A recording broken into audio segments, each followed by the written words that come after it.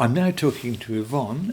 Yvonne, what I'd like to ask you about is your memories of growing up in Margaret River. Well, we knew everyone in Margaret River in those days. School, well, again, you knew everyone. Very happy days in Margaret River. We lived opposite the Isaacs family. They were our closest neighbours. So we knew them all very well and had quite a bit of interaction with them. Kevin lived just up the road, so I knew him right from school days. And were the memories of group settlement still part of the district, or had you gone beyond that time then? Well, being a girl, I probably wasn't very aware of the group settlement. I mean, I knew it was there, but I was interested in the frilly things of life. What were the best and the worst experiences, do you think, of that time, looking back on it? I don't know that I had any bad bits. We had a very, very happy, relaxed childhood. The whole district was our playground. You didn't have to worry in those days, or our parents didn't have to worry that anything would happen to us. We were brought up to be aware of the bush and be aware of our safety and everything. So, no, the whole of Margaret River was our playground.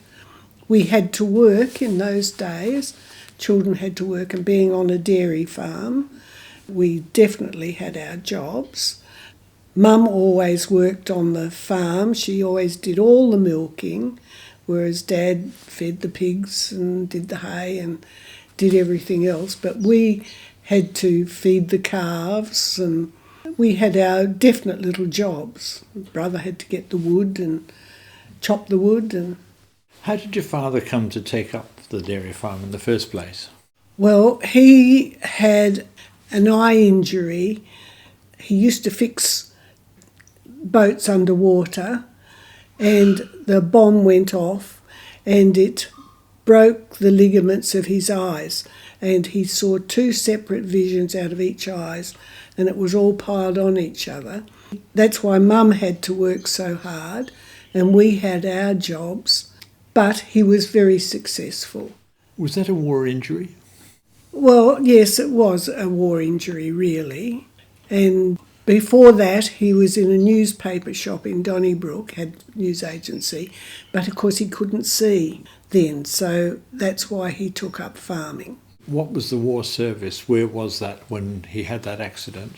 In New Guinea. The bomb just went off underwater while he was under. He could swim between the two Bustleton jetties underwater. He had a terrific capacity, as did some of the men coming down, like my cousins and things like that. Was dairying a good proposition at that time? Well, I think when we first moved onto the dairy farm, no, but we were in a similar position to everyone else in the area. We hadn't started any clearing. There wasn't a lot of clearing done, a lot of ringbark trees.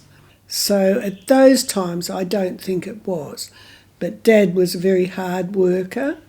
Our farm went right down to the Margaret River itself, and he actually, because we didn't have the town water supply in those days, he had to put a pipeline from the river up to a tank on the hill, and he could pump it up to our milking shed and pig yards and things like that. You'd have to build up to a certain number, wouldn't you, to be successful in terms of providing enough milk? Was there a sort of figure he worked towards to get the farm successful? Well, he finished up with around 100 cows or somewhere around there. When we built the farm, there were 6 milking cows. The lady had a different apron for every cow. They were more pets than cows. But so she just had no milking machine or anything like that. Dad had to put the milking machine and build the proper dairy sort of thing to milk the whole herd as it grew to be, yes. What was the electricity supply like in the district for both the house and perhaps the dairy? Well, for many years we didn't have electricity, and in winter we had a big fountain on the stove, wood stove, and it was always there. So in winter we would have our baths. There was no bathroom. Children's bath in on the kitchen floor, and the water would be fed out off this thing. In summertime we would go down to a cow trough right down the paddock, and the whole family would have their bath down in that cow trough. A smaller bath put into the cow trough and have our bath. We take refrigeration for granted now, don't we? But what was it like in that time for your family? We had our Coolgardie safes, but we also had a refrigeration, a small kerosene refrigerator. So we didn't have that problem greatly. You know, it was only a small one, but it was a kerosene refrigerator. School days? Very happy days. You knew everyone. You were friendly with everyone. I don't remember having anyone in the school that I didn't like or anything like that. No, we had a very, very happy childhood. Good teachers? Good teachers, yeah. Oh, we had one that, the first one, Christie's, he was a bit rough on us, you know, but, and Mum had to go up and have a talk with the woman we had mostly a few times through cracking us over the head or something like that. But no, they were good. We had the De Garrises after that and all Stapleton, you know, different people there. What did you do after school, when you left school? What was your first employment? I worked for A.D. Airy in the Margaret River Main Street next to Bobby Dunbar that had the shoe shop and mainly shoe shop, I think. I started there, but then I worked in the road board, it was then, road board office. So I knew, you know, the traffic inspector lived there. When I got my driving licence, I remember he wanted some typing done. And I said, look, I haven't got time, I would do it if I could. And he knew I wanted to get my driving licence. So he said, well, I want this done urgently and you want your driving licence. Can I help you there? And I'll take you for your driving licence tomorrow. So I did his typing, and the following day I got into his car, the traffic inspector's car, and he said, well, we've got to go round to the cheese factory and pick up the policeman. So they both sat in the back and ate cheese, and I drove them round to the police station and got my licence, because in those days they knew who drove and who didn't and everything. So that's how easy it was. It wasn't so easy for my girlfriend, but because she lived out of town, but they all knew what everyone did anyway, you know. Presumably that was a clerical job, and you had enough learning from school to be able to do that easily? I got that not from the primary school down there. We had to come to Perth. So I went to Methodist Ladies College up here, and then I went to a city commercial college in Perth. So that's where I got my commercial experience. I went back to Margaret River then, so I had all this experience then. Used to do a lot of voluntary typing for people who needed it, and I remember the Tourist Bureau started down there. So I used to type for them, but that was the start of the Tourist Bureau, the typing there, and it started them off and went on with Mr. McLeod. Do you have memories of the local hospital? Yes, very good memories actually. My auntie worked there. So did Gay Pearce. She was matron there, but my auntie was a sister at that time. She lived and worked there. So we would visit her.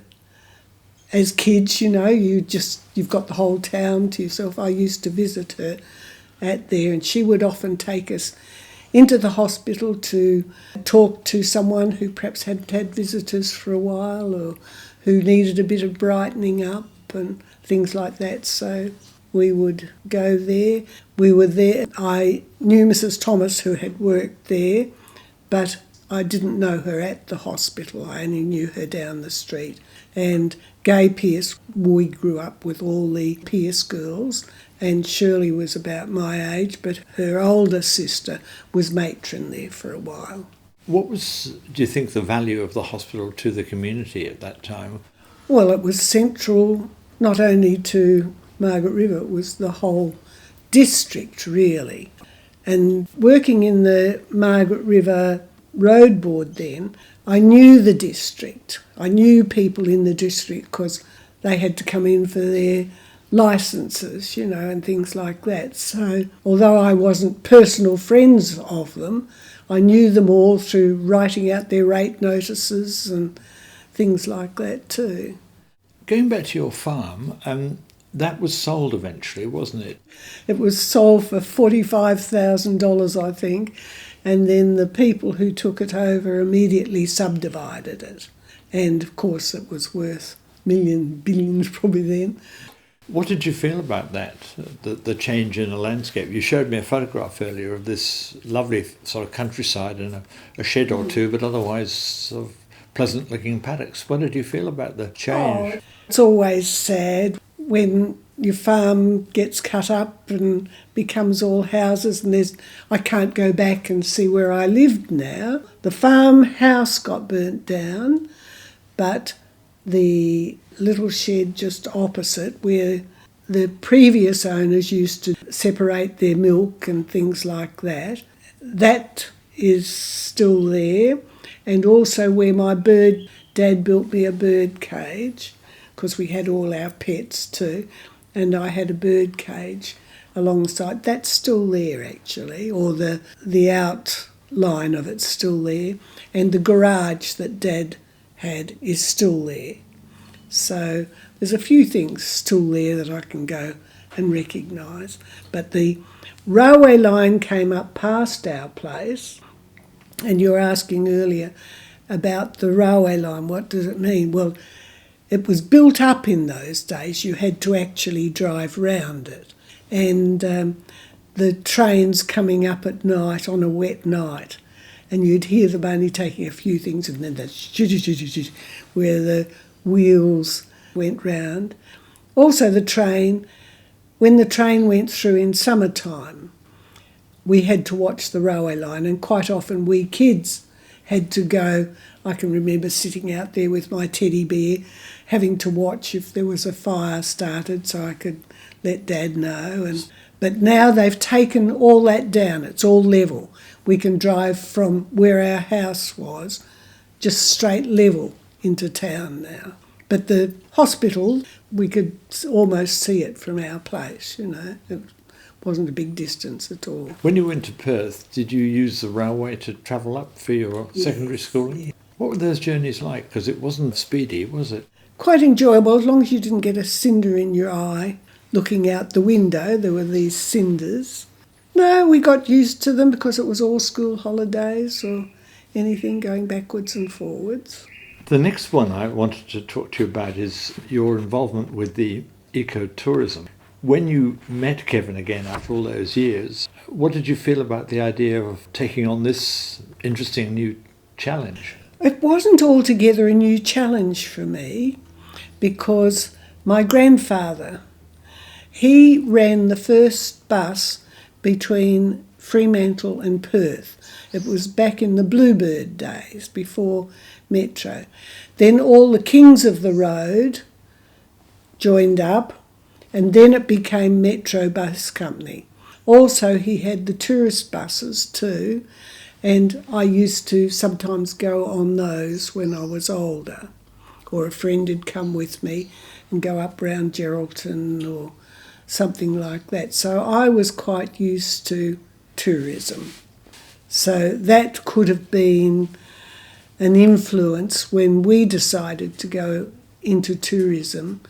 I was quite familiar with not taking them, but to have been into tourism, you know. How hard was it running that business, getting such a thing started? Well, Kevin was very good at things like that, worked at it, and I suppose it was hard. Everything you do and achieve successfully is hard work, but we both complemented each other through it.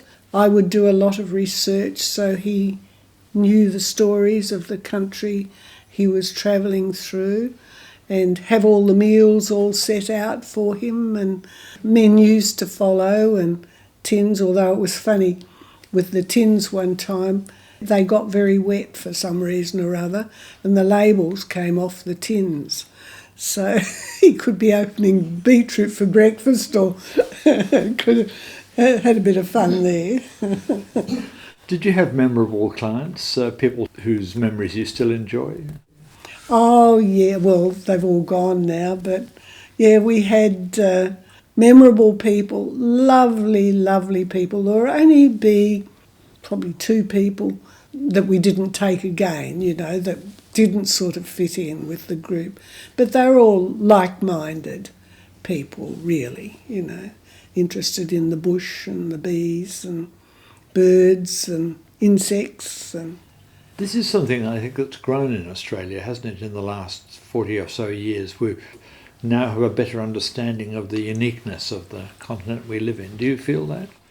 Yes, we have even from the other side of Australia, we are in a very unique part of the world.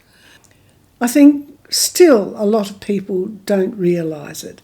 There are people that drive through the country and they just want to get from point A to point B, whereas we'll stop if there's something on the road, or if we're driving at night and something's been hit, we'll get out and look at it, or we still take our time. We're never in too much of a hurry to get to the other end. And nor is nature, is it? No, well, that's right. And Kevin knew a lot about the animals and things. He knew what snakes he could pick up. Dwelling up not long ago, and this snake came through the yard, and they all said, oh yeah, he often comes through. And Kevin picked it up. Well, they just about fell off their chair because he knew it wasn't a poison snake or anything like that. They're little excitements to show people what the bush has to offer. You can read it too. Kevin's very good at reading it. He used to discover lots of birds coming down round the bits of leftover fire. And he'd ask himself, well, why are they doing that? And he could write all these articles and publish them and everything on the more intricate part of the bush.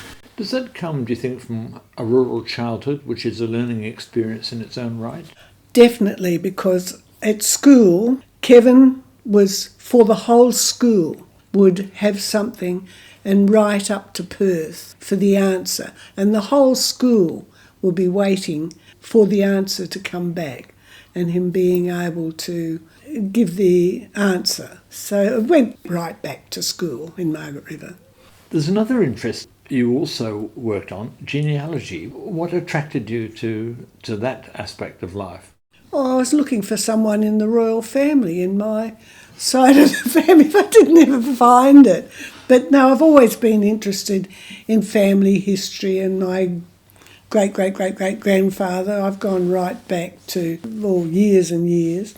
But that is the interest in genealogy, and that then was Lonely Graves. That's how Lonely Graves got started, because other people, to help them do their genealogy, they'd come to a stop and they couldn't find great-grandfather. And quite often great-grandfather would turn up in my Lonely Graves. And that helped so many people too. And if you look at the internet nowadays, you'll just see at how many people had advantage of having the Lonely Graves. It helped the police department and mining departments and everything else by having the Lonely Graves. And nowadays they have outback grave markers. They're actually marking them. But it was all from my Well, they use now, the last lot I put out were 4 A4 volumes, about that thick.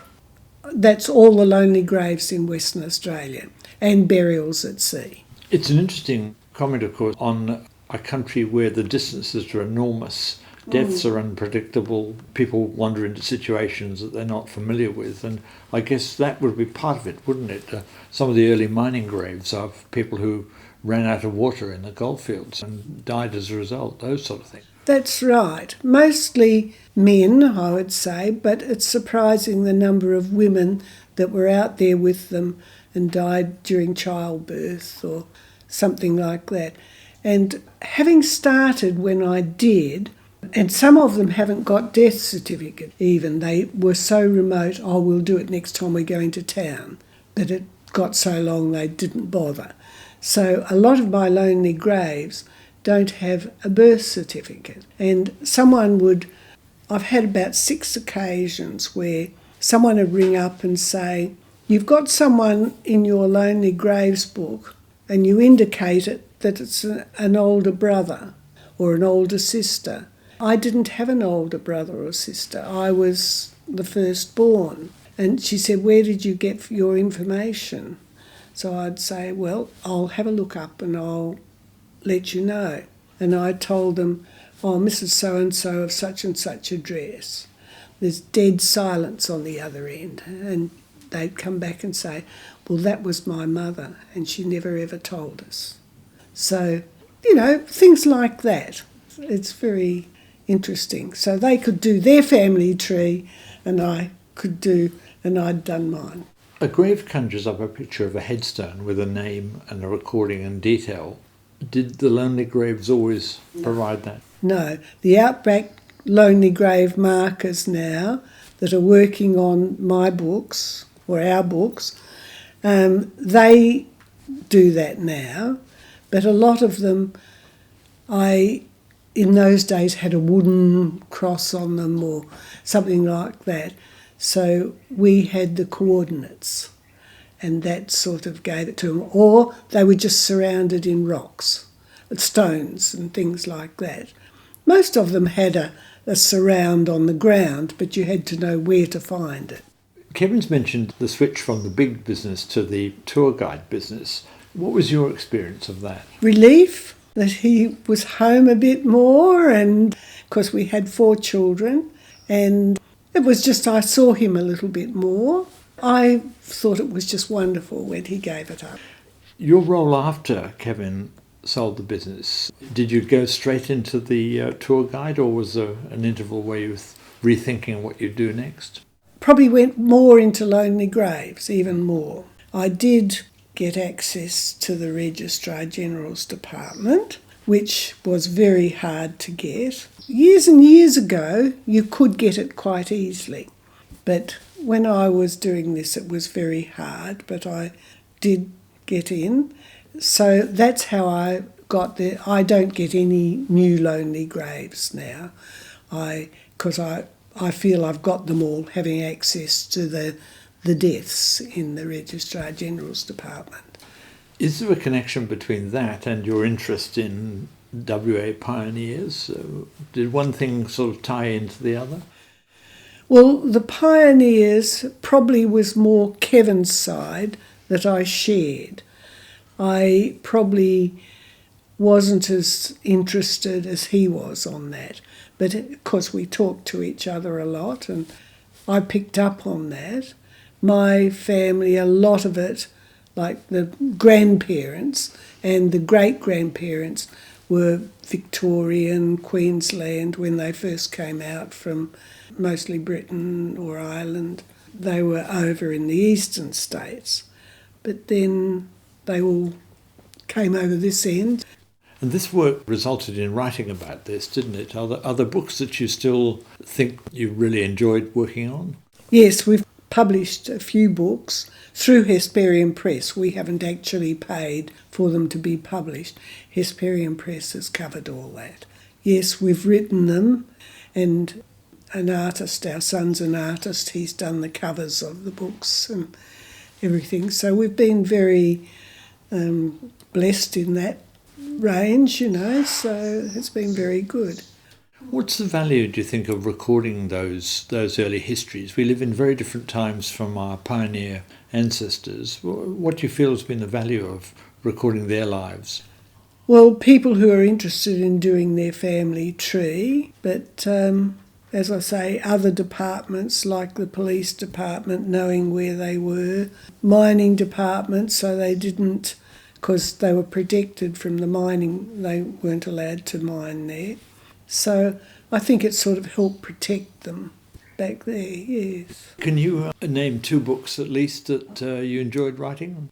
Well, we did the Pinnacle book when we first started taking trips up there, because there was nothing, no one knew how the pinnacles were formed or how they got started. So just to make it more interesting to people that went on the tour, we made these little, it's only a little thin book, it was only about $5 or $3 or something, it wasn't worth much, but it's quite a nice one, there's one out there. And my favourite Lonely Grave, I wrote of her. She was quite a character. She called a spade, brought a lot of children into the world, but she didn't get on well with the police because she made a drink, it was an intoxicating drink, and the police, and sold it to whoever came into where she lived, and the police didn't like that. Can we name her? Sarah O'Neill, but she was also called Mother Dead Finish and everything like that. And as she drove her goats up the main street past the policeman's place, they were all named after the policeman, and she would really give them a talk about that. That's Sarah O'Neill, and this one's the Pinnacles book, on the Pinnacles. So that gives everyone a little bit more of the inside story there. This has got a lot about Lonely Graves too in it, and especially all round Halls Creek, because she lived in Halls Creek. And when you're driving up the main road, you'll see the river cross the road, the creek, Mother O'Neill Creek, and they often want to know about Mother O'Neill Creek. I did one on the genealogical with another genealogical person too. Wags at work, yes. Thank you very much for sharing that with us, Yvonne.